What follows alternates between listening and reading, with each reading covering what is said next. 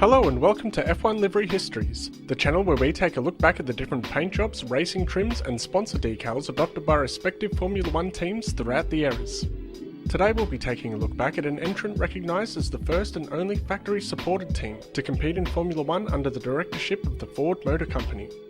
A team which took on an identity rich in racing heritage, bringing it into the new millennium on the grandest stage of them all, Jaguar Racing.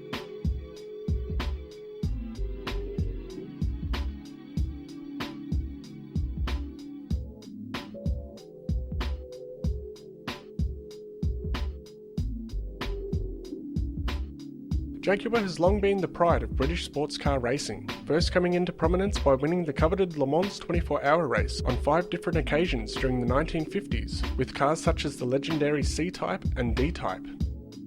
Throughout the 1970s and 1980s, Jaguar continued to find success with the XJS model, which was driven by Bob Tullius to successive Can-Am championships in 1977 and 1978, as well as European Touring Car Championship success with Tom Wilkinshaw in 1983.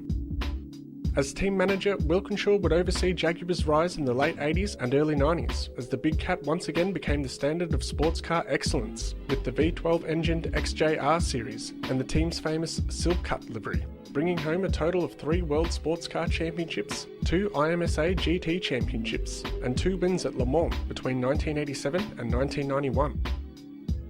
In 1990, the independent Jaguar brand came under the ownership of the Ford Motor Company, setting in place a series of events which would lead to the Jaguar name making its way into Formula 1. As in 1997, Ford, which had been building Formula 1 engines ever since the first Cosworth DFV block back in 1966, began an engine partnership with the newly founded Milton Keynes-based Stewart Grand Prix team, and after 3 successful seasons of association, would eventually take charge of the team, transforming it into the official factory Ford concern. With the Jaguar brand having been recently included in Ford's then-new marketing operation, the Ford Premier Automotive Group, Ford renamed the team Jaguar Racing as part of a global advertising strategy to raise awareness for the Jaguar brand. And so with everything now in place for Ford to begin its Formula 1 campaign, so begins our retrospective on Jaguar Racing.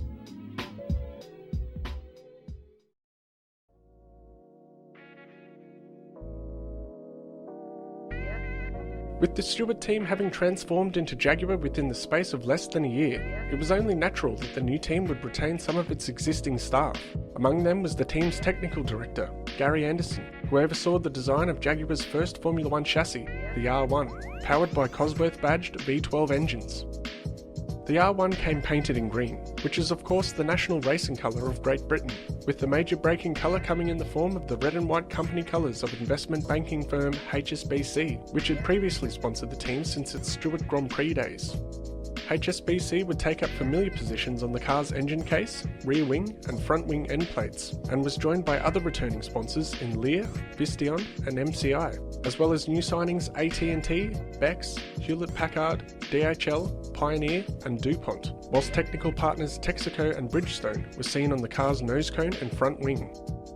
The livery was topped off with the famous Leaping Jaguar logo, which cleverly conformed with the shape of the car's engine case. Jaguar's first points in Formula 1 came thanks to Eddie Irvine, who finished 4th in Monte Carlo.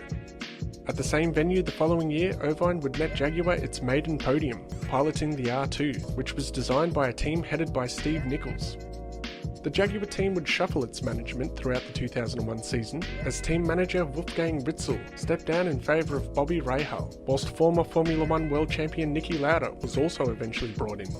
However, a clash between Rahal and Lauda saw Rahal leaving the team less than a year into his tenure. The team would also change tyre and fuel suppliers in 2001, with Michelin and BP answering the team's call, whilst German brewers Bex went with an updated look that presented the same branding as seen on its beer bottles, and new sponsors EDS appeared on the front wing. At the 2001 Italian Grand Prix, the team painted its engine case black, adorning it with an American flag to mourn the casualties of the 9/11 terrorist attacks. The following season the team raced with the R3, which was driven by Irvine to another podium finish at Monza, and performed well enough for Jaguar to finish in a team-best 7th position in the constructors' standings, a position the team would equal in the following 2 seasons. During the year the team would help advertise the new James Bond film by featuring the famous 007 call sign on the car's mirrors. 2003 saw the team entering the R4 chassis, which promoted Jaguar's new XJ model on its side pods in place of Beck's. Whilst at the Monaco Grand Prix, the team took the decision to colour its signature Leaping Cat in pink, complementing it with authentic diamonds, as part of a deal which promoted the Steinmetz Diamond Collection. Jaguar would continue to dazzle the Formula One grid at Monaco the following year, when it once again linked up with the Steinmetz Group to promote the upcoming release of the film Ocean's 12 by running with an alternate livery that featured genuine diamonds attached to the nose section of each car. In a turn of events that could have very well come straight out of the movie itself, one of the diamonds allegedly went missing after the team's driver Christian Klein retired his car on the first lap of the race. Jaguar's final car, the R5, came with a slight rework of the green, red and white colour palette, with HSBC now appearing in logo form only. Jaguar's follow-up chassis would eventually transform into the Red Bull RB1, as following the 2004 season, Ford decided to terminate its funding for the Jaguar racing concern, and before the year was out, the team was sold to Dietrich Mateschitz, owner of the Red Bull energy drink company. Red Bull Racing would continue to use Cosworth engines in its maiden Formula One season. Since racing in Formula One, Jaguar has come under the directorship of Tata Motors and made its return to sports car racing during the late 2000s. In 2016, Jaguar emerged as a Formula E constructor and registered its first win with Mitch Evans at the 2019 Rome E-Prix. Ford, on the other hand, through the agency of its Cosworth branch, remained as an engine supplier in Formula One until 2013. And whilst both of these automakers are currently absent from the Formula One grid, there is a small, although realistic chance that we will see one of, if not both names, back in Formula One sometime in the future.